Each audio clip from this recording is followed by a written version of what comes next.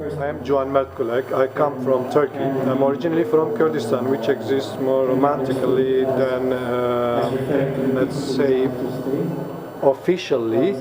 But I think the real country of an author is his language. I write in Kurdish. I mostly write novels, but I have a collection of short stories, and I have a short book of some folkloric prose.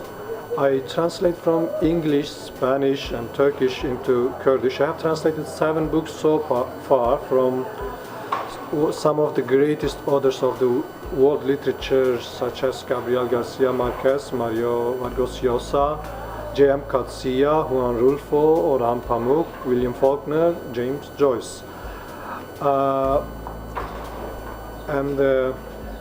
I'm invited to the Ciwanmerd Mediterranean Literature Festival to attend the translation workshop and participate in the readings for the literary festival. I'm really happy to be here. I'm grateful for that honor. I had the opportunity to get to know several different important poets and writers from different countries. It was very inspiring. I really liked the experience, and I was enriched by it.